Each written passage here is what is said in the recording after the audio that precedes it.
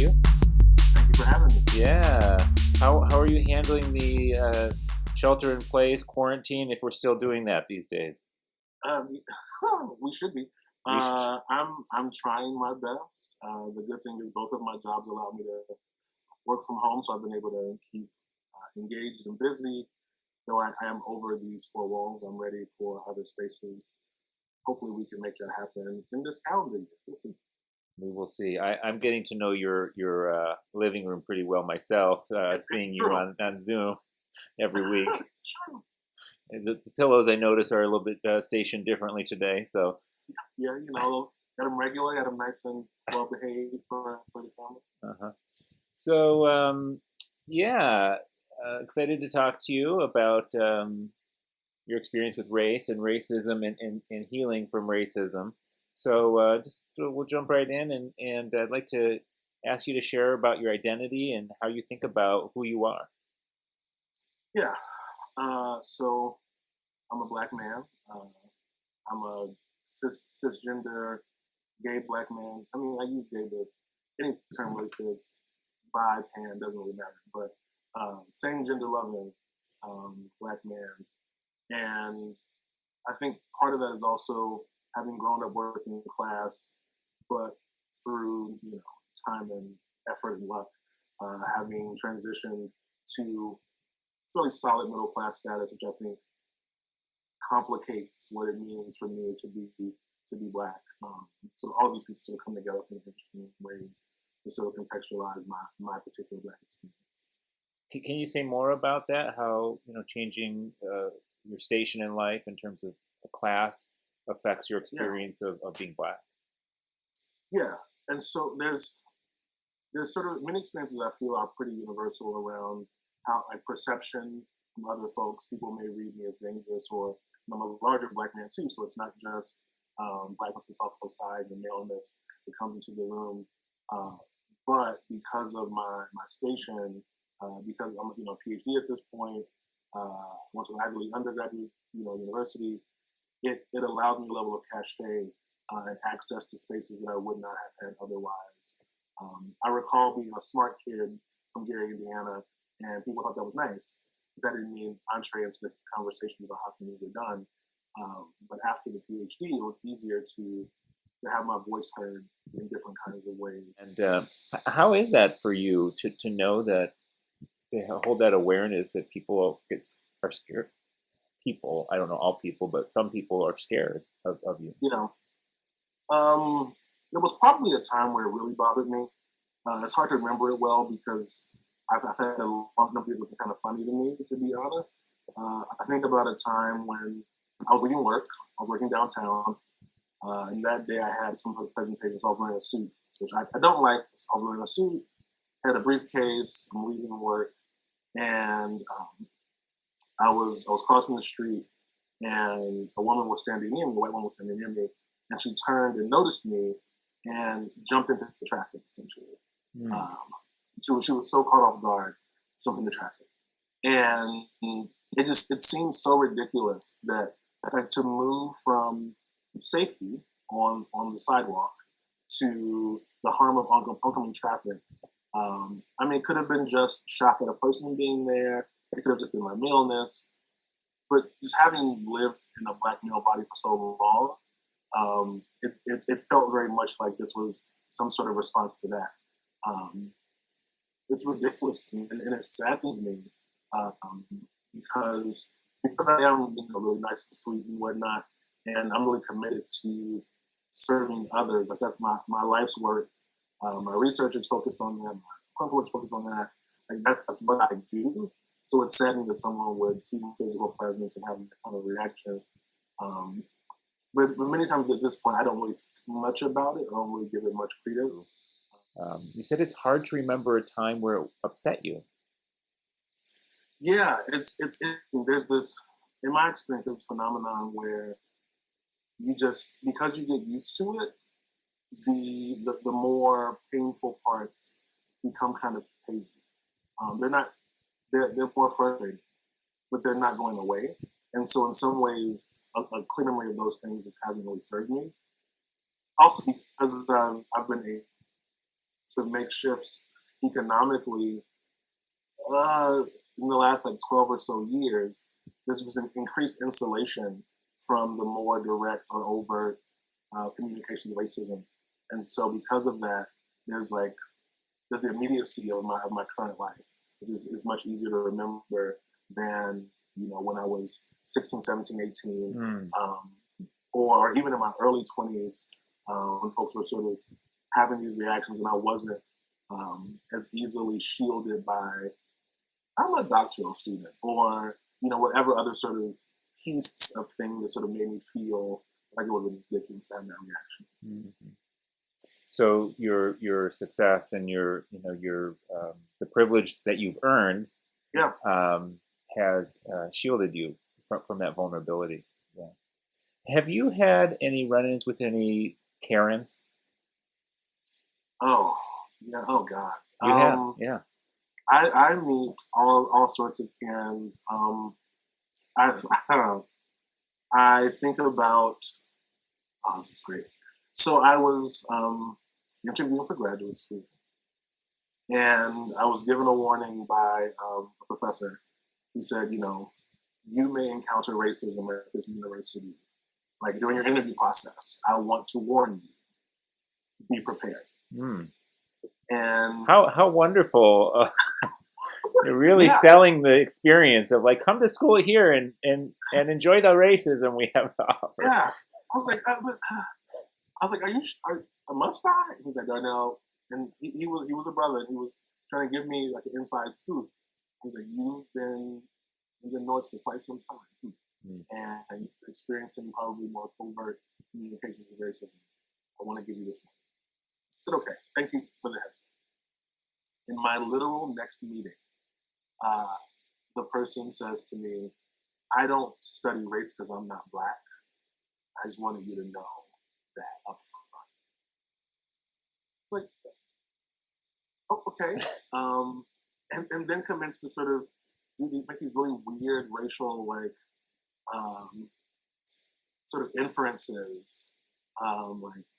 But I'm okay with Black people. My son is dating a Black girl. I'm not even mad about it. So you're not even mad about it. Good. Sure. But also because the gay piece was in his mind too. We were talking about queerness. He's like, I'm also not gay, so I don't say gay people. My son could be gay. He plays the flute and he dances. And it was weird because he was saying these things to me as though we were sort of bonding. And I left that interview very much like unsure of what we had done for 30 minutes. And then he's like, looking forward to seeing you. Best of luck. And I think he actually liked me. And that was his communication of was this sort of awkward identity dance. And I saw him post and he was still very warm, but very much treating me like a creature of sorts that sort of, was confusing and confounding and far from him. And people were like, yeah, that's who he is, which is kind of odd. So that was sort of that kind of experience of being sort of a racialized creature to sort of a person with power. I think I often run into folks who are bothered by my confidence. They expect a more deferential response. I mean, for 1,000 reasons, I believe in mutual respect, but I don't necessarily believe in deferring weirdly or needlessly. And I've had folks get really loud that, it was fun. I was en route home for a holiday. I think it was Thanksgiving, maybe 09. No, 08. It was right after the election. And there was a family sitting across from me, and they had a pretty rambunctious kid who was sitting with me. Fine. Kid was poking me, kind of crawling on me. It was annoying, but not too much. I had a breakup that morning. That was fun. So I wasn't in the best mood, but I'm like, this is a kid. Who cares? But I'm not smiling. I'm probably, feeling something. And across from me is the mom and the grandmom. And the grandmom says, and he has never had that attitude. And we just gave him a president. You gave me a president? And also, my attitude has nothing to do with you, your daughter, or your grandchild, who is climbing on my person. Like, but I haven't reacted to you, but you have this sort of, this notion that I should be jovial because you gave me a president, and that I should let your grandchild walk all over me, literally, with joy, because you gave me said president. It was just such an odd kind of thought process. And perhaps if I were in a different emotional state, I might have responded verbally, but it wasn't worth it. So I could just let it be. But it was definitely just a clear communication of a belief that, I was a guest in her world, and she had done me a favor by giving me Barack Obama. Yeah, it really. I'm feeling the unfairness of that, the objectification of you as a human being, the racialization, in both of those stories that you shared, of everything about you gets encapsulated in this one aspect of who you are. Certainly. And how do you go about your day in your life, when knowing that that's going to happen to you regularly? Well, you didn't say it, but I'm assuming that all these people, or these couple examples, were white people. Is that accurate? So, yeah, I mean, I'm wondering how you go about your day and your life and your routine, knowing that when you're interacting with white folks, that this is likely or possible to happen. Yeah. It's probably good that I went to grad school for psychology. I learned a lot of coping skills. I learned, I think what's been useful for me is the notion of acceptance, that there are things that I can control, things I can't control, and I can manage my reaction to things I can't control, even if I can't change them immediately. And so I'm probably angry a lot of the time, because the world we live in is broken in so many ways. And so I'm often angry, but I'm not proceeding in a way that would sort of communicate that. I don't let that anger take over my day. I've got the luxury of being able to take time away, do some breathing if I need to do some breathing, do self-care in a number of ways.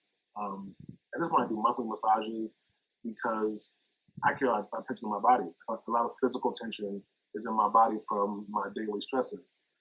And so I've been able to, through like mental practice, but also like having strong folks around me to give me space to decompress, but also realizing that the work that I'm doing is chipping at oppression. And so even though I may experience it on a regular basis, I've got levels of insulation, which is nice, but also I'm doing the work on a regular basis to make that less of a problem. Whoever will follow. Yeah, as you're talking, I'm like, we see each other, Darnell and I. So you and I are co-facilitators of a therapy group. So we interact every week there, and also outside of there by email and by phone. And I'm thinking, God, I'm sure at some point I must have done this to you. And that's interesting. Yeah, I mean, I don't have an example of when it's happened, although, I'm sure just by virtue of living in our society, I've internalized all sorts of stuff myself, and thinking I must have done this to you, and I must, other people as well that I interact with. And it made me wonder about how, when this happens, and feel free to share if there is a time that it's happened with me specifically or not, it's fine. When that kind of thing, that objectification or racialization happens with people that you know and trust or feel safe with, how are you impacted by that? or how do you manage it? Yeah, Yeah. it's interesting. I know lots of folks who are actively engaged in anti-racist work, both like as activists, personally, or just in their sort of broad values. And sometimes I think because of that, folks get comfortable and sort of just waddle into what I definitely believe is accidental, but objectification. So I can think of when folks have wanted me to be their seal of approval around something to do with someone black. I think of a colleague once who had a conflict with a black colleague of ours. So a white colleague of mine had conflict with a black colleague, came to me after to sort of to make her case and say, they're saying that I was inappropriate, but this is what happened, and you know me, this wasn't racial. And it's like, why did you choose me to come to you about this? Like, one, why did you assume I was going to agree with you? But two, what kind of work do you think I'm going to do in terms of some sort of racial shield for you? Am I going to be sort of, my black friend said this wasn't wrong? And this person was someone who would argue that they are actively anti-racist, but did not realize in that moment what they were asking me to do was this really sort of, this racial work, absent full context, so absent both people's perspective even, but just sort of weaponize my blackness against someone else's black experience, which is really frustrating. And I think folks have often sought me for racial, absolution, and it's sad because there is no absolution. The absolution is doing the work. Like that is, you have to recognize it's something bad, own up to it, and then try to do better. I cannot remove your racial sins of your past. A friend of mine once told me that like he had watched some like 70s black films on MLK Day as a celebration. And I don't mean like, just any black films. I mean like Superfly and like Dolomite. And I was like, I don't know why you told me that. I don't know what to do with that. He's like, that wasn't wrong, was it? And it puts you in an awkward position because it's like, please maintain our friendship by not saying a mean thing to me now. Please tell me that what I did was okay. And I'm not often interested in doing that. So, does that impact how open you're willing to be with those folks? No, because often we have a conversation post that they may not like. They may shift how open they are with me. But after getting your feedback. Yeah, I don't usually shift my openness. I may pick and choose where I take them in my world, who they meet, because I'm not interested in exposing folks in my world to even inadvertent racism. So they may end up getting siloed, which is possible. But that's for everyone's betterment. I hear you. When I heard about what happened with Christopher Cooper, the man who was birding in Central Park, and he ran into the white woman Amy Cooper, Christopher Cooper, the black man. You're the first person I thought of, because Christopher Cooper, I think, was Ivy League educated as well, gay. Doctoral degree, I believe. Like, I'm not sure, but he very successful professionally. Also, just sort of exudes this elegance in my mind, and like sophistication and like intellectual, and it made me think about you. What was your reaction to that whole situation with Christopher Cooper and Amy Cooper? Yeah, a lot of rage, and more than my usual. Like, again, I've got a pretty resting rage, just because the world is broken. But there was something about it, and I think that week was just chock full of things. I want to say that I learned about Ahmaud Arbery that week as well. And so it was a reminder that even though I'm not always thinking, at least consciously, about the specter of racism, none of my shields matter. You know, being an Ivy grad, you know, being a professional, being well spoken, being nice, none of those things are sufficient shields. I often remind people that MLK wore a suit and they killed him in that suit. Like it doesn't matter if you're respectable. That doesn't actually shield you. But whenever I read the comments, which I should not, and so when I read the comments on social media, sometimes I read them with a hope that I will not see any racist reply because these things are too clear to give space for racism. Like it's too obvious that she was wrong. And then I still ran across people who tried to make an argument that she did feel unsafe and she should have mentioned his race when she called. And she didn't call to get him in trouble. She wasn't weaponizing the police against him. And it's like, it's 2020. We know how this stuff works. You know, we know that calling the police puts Black folks at risk. You know, I'm someone who doesn't call the police. If I were in a situation, I'm not sure I would do that because I don't know that they would arrive and aid me.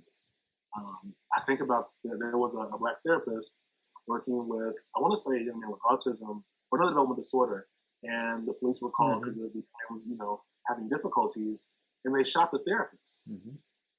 You know, and like, what does one do with that kind of knowledge?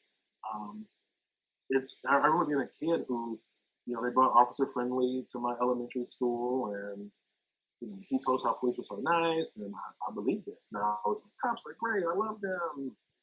And then I recall all of the incidents. I remember, you know, Amadou Diallo, I remember Sean Bell, and those were super crisp and clear to me. And at one point, it became the case that every week there were more. Like literally weekly, there was someone else who been killed by police. And it just crystallized that I have to be more thoughtful about my engagement with those folks who I thought. And again, not that police are all bad, but there are structures around us that promote negative engagement with Black people. And I can't afford to risk. I'm an only child. And I'm not getting that phone call. I refuse to let that happen. And I think about that when I think about situations like my brother Cooper and Amy, because the risk is so real and people know and they're comfortable with your death being a consequence of their inconvenience. Thank you, Darnell. What was your reaction to Christopher Cooper after the whole thing? You know, Amy Cooper lost her job and, you know, got a lot of bad press and became well known for this, you know, being a Karen, basically. And then there were charges brought up against her, and he said he was going to refuse to participate in that because she had enough consequences. Just curious what your thoughts are on that. Black folks love forgiveness in a way that frustrates me, to be honest. It reminds me of the aftermath of Dylan Roof. Like within a week, the church members were saying how much they forgave him. And or I think about, you know, the Botham Jean's family being fairly forgiving to the woman who killed him, and her then trying to use that as a reason to really get off, you know, even right now. And so I understand the desire to forgive and to move on. I also understand people having a reaction to, you know, folks being canceled. No, I've not seen anyone effectively canceled, to be quite honest. And so I get that, but in ways it becomes beyond you as an individual. And, you know, there's something about having a consequence for trying to weaponize racism against a Black person, against Black life, that if we don't make room for that, you know, there's something that's lost. I say that with the context of there's folks I engage with who are abolitionists, who are prison abolitionists, And their response to sort of to not pursue charges, it feels values congruent. So I understand, like, if you don't believe the prison is the answer, it's not the answer. Even when folks are racist, who put your life at risk. If he had offered a sort of an abolitionist perspective, I might have been less frustrated. Mm-hmm. But it seemed he sort of was ready to move on and didn't want to needlessly punish her. And it left me a bit, it was lacking for me. I hear you.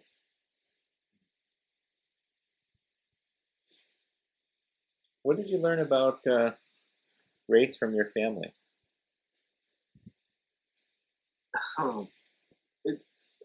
It's been great in some ways to have the opportunity. I grew up in a space that was primarily black, so I didn't have to encounter necessarily overt sort of racial complication early.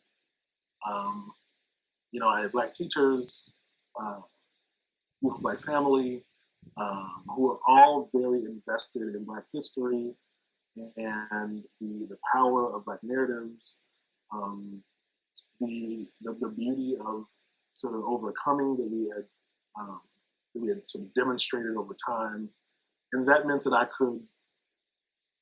had a space to sort of to dream big and to receive support for that, which was nice. It was great to be able to see black people being happy, engaging with each other, and not have to necessarily think about the specter of immediate racism. Not that I didn't experience racism or know that it existed, but it was good to be somewhat insulated. And I think while I definitely have my issues with sort of black forgiveness as sort of this huge force, my mother has modeled this sort of selflessness that was not my norm. My norm was to be kind of selfish.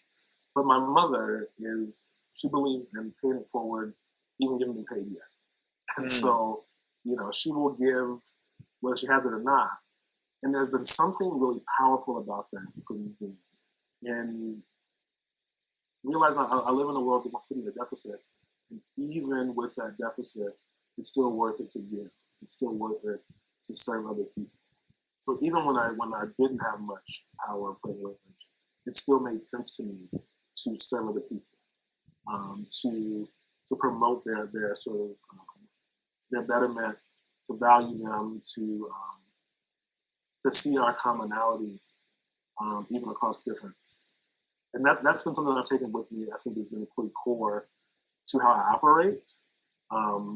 Is being able to stretch beyond what my own capacity to give to other people, because it's worth it. Because my mom modeled it well, and we didn't always have. And as a kid, I was like, "What are you doing? We don't have to give away. We are poor and black, mama." But she found a way, and I've seen the way that this engenders love and respect from other people. So yeah, that has definitely been very powerful for me, being able to experience that. My grandfather, my father's father, who was a classic black man, in that he, was a pillar in the church. He was a deacon. He, worked a good job for his family. He worked in a factory for many years. He was also a painter, so he worked many jobs to make sure everyone was good. Father of 6, had really clear values that were communicated and that everyone knew. Didn't raise his voice because he didn't need to. My grandfather was always either in like slacks and a shirt or in his painting clothes. Like he very much was sort of the civil rights generation, and he exemplified a kind of experience that it was odd to me. Like, how do you want to do this all the time? How do you want to always be working? 1, and 2, always sort of best foot forward and sort of the like dressed in that kind of way.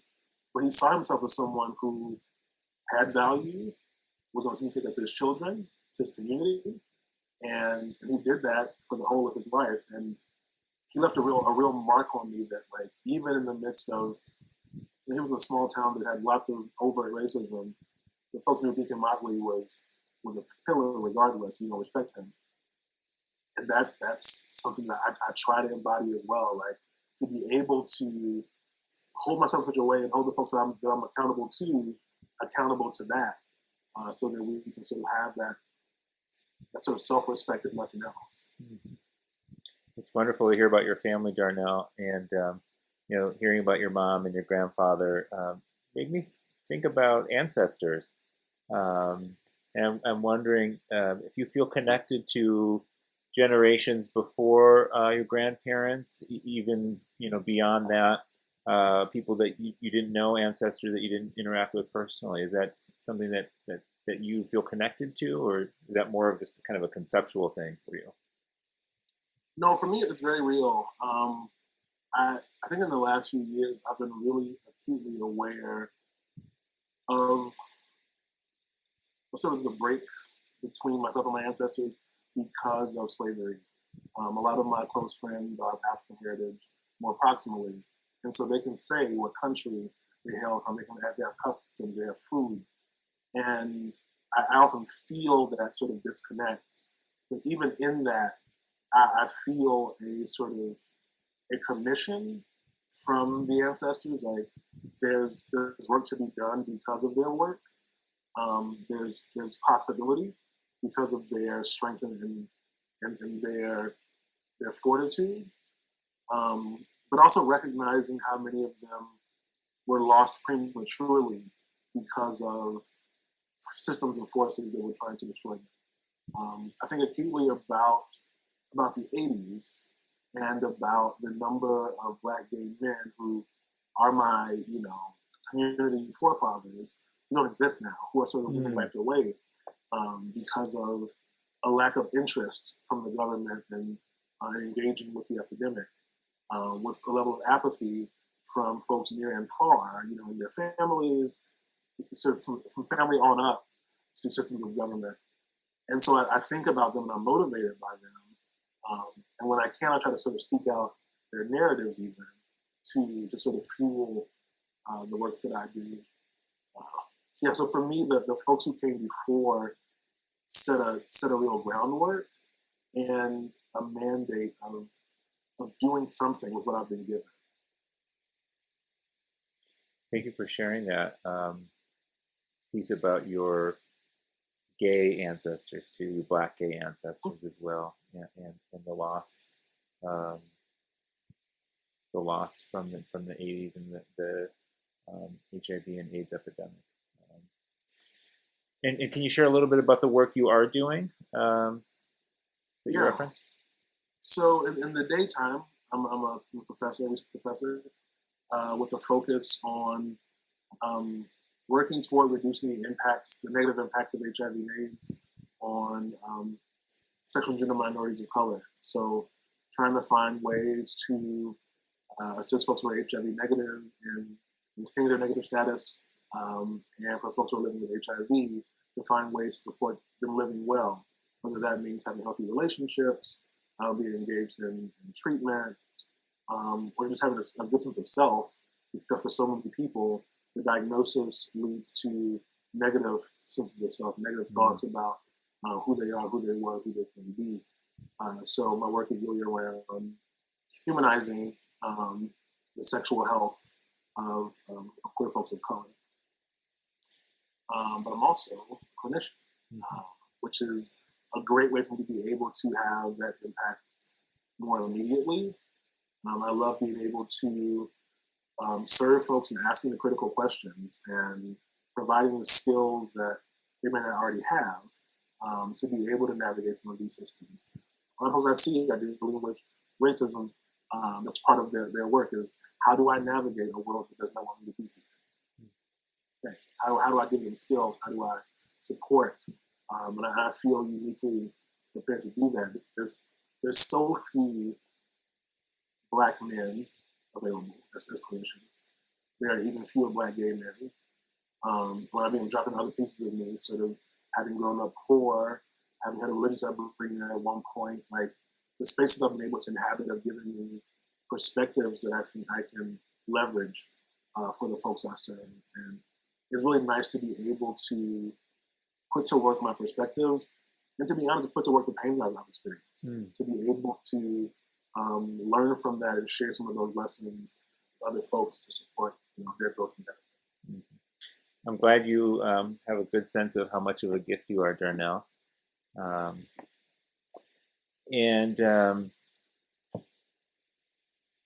I've got just a couple more questions before we wrap up today. So,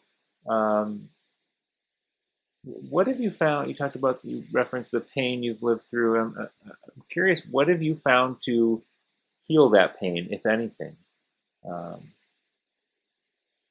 Yeah, that's a good question. I'd say that working against racism is a major piece. It definitely gives a level of healing, sort of being able to see things chipping away. I've also been open to being wrong, because there have been times where I've encountered what felt like racism and it wasn't, and I was very happy that it wasn't. Must have been annoying or aggravating, but it wasn't racism, which is really nice. Can you give an example of that? Yeah, I think about like someone having a shitty reaction to me, and I'm like, is this because of race? Like, and sort of having more time around that person and getting a sense of like, that's just who they are. Like they're just they react in that kind of way. It's nothing about you at all. Or folks who have very particular kinds of traumas that they're actually responding to. I think about folks who I know who have traumas with men, and even someone with trauma with a man who looked like me. Like literally, like I saw the picture of the guy, like, oh yeah, we favor. And so I can see how there's sort of an extrapolation that happens. And while it didn't feel good to have that experience, seeing that it wasn't like my Blackness yet again being a thing for someone was refreshing in that moment. But I think perhaps even more broadly, I have had, I'm not sure which is the correct verb here, but a pessimism about humanity's willingness to change around oppression. And while, it's complicated by, the actual presidency, but when Barack Obama won the presidency, I was frozen for months. I didn't know what to do with it. It felt so counter to who I had known America to be. I was just confused. I was very happy, but I thought about going down to Grant Park that night, but I didn't, because I was like, he's not going to win, so there's no need. And then he won, and I was like, wait, are we really better than I thought? Are we really prepared to sort of do this thing differently? And it wasn't until the inauguration that I was even able to feel much. I cried finally then, but I spent months like, The sad truth is, fast forward 8 years, and I was like, oh, there you are. There you are, America. Yeah, I knew you were in there. So there's a real balancing act. But I think even the capacity to be better was something I had kind of given up on. I thought, I'll keep doing my work, and a few generations from now we'll get to a better place. But there was a number of things that got better quickly. It's like, wait, I can get married? That's weird. And it's like, Supreme Court legal? That's weird. And just sort of a world that was sort of not as flat as I thought it was. We're here sort of coping with the aftermath of sort of our reaction to Black leadership. I think about whenever I hear someone refer to a Black moderate as liberal or progressive, or far left. Right now, those are sure that Kamala Harris is far left. It's like, are we sure? I don't recall that version of her, but she's Black, which is leftist, because clearly anything that profits Black people must be leftist. And so it's been interesting to sort of deal with that world, but to be open to the world being better than I thought it could be. It's also lifted a burden in ways, because there's something about pessimism, persistent pessimism, that is actually fairly draining. Mm-hmm. And to be able to be open to, like, wait, is that a good thing? Are we doing good? Oh, okay, I'm gonna enjoy that. Mm-hmm. Feels better in the body. I'm skeptical. Mm-hmm. Say it again, Josh. Oh, I said it feels better in the body. It does. Yeah. It's less persistent tension. I'm able to sort of let my shoulders down, mm-hmm. And breathe. And so that's been really good for me. Being in Black spaces on purpose. You know, I had reconciled in ways that I might never really have a Black workplace, but then I chose differently. I made decisions around being able to serve Black folks in my clinical work, work with centered Black folks, finding Black colleagues, finding folks who are anti-racist, like to really be able to create a space where my identities weren't confusing or confounding, or if they were, I recognize that that's human difference, that's not Black peculiarity. And so to be able to be different than someone without it being under a microscope is really nice. And I think choosing to be in spaces where that is the norm has also been a real benefit to me in terms of healing from racism. Thanks, Darnell. I really, I felt something when you used the word breathe. Such a important word these days. Breathe, and putting your shoulders down, and you know, all these data and information about health outcomes and health disparities that, you know, just the tension of racism has such negative impacts on people's health, Black people's health especially. Yeah, for sure. So what should I have asked you about that I didn't ask you about? Oh, that's good, Josh. Sorry? That's a great question. Let me think about that. What should you have asked me about? Maybe how I managed not to go off despite all the rage. That's a good question. So how do you manage to not go off despite the rage? I mean, part of it's practical, and knowing that the consequences of my overt rage are financial, they are career related, and they also are life related. Right? So I know that if I really rage the ways that sometimes the world deserves, outcomes are horrible. But also, I take a level of pride in being able to choose my response. And so, as a practice, I don't raise my voice more often than not. Maybe twice a year. Because I think things really warrant me to give that kind of reaction. But it also means that when I do, people will really hear me. And so I reserve the communication of my rage in traditional ways for when it needs to be heard and won't be heard otherwise. And I just choose to use that energy other places. So when folks are showing their racist asses, I spend more energy on my interventions. I spend more time with my clients. I spend more time with my mom or my other family friends, loving on them and reaffirming their value. And if and when enough buttons are pushed, it requires my other voice, I deliver that. And things shift, which is nice. Darnell, thank you so much for coming on to the Racial Healing Podcast. You are a gift. You're a gift to me. I appreciate you.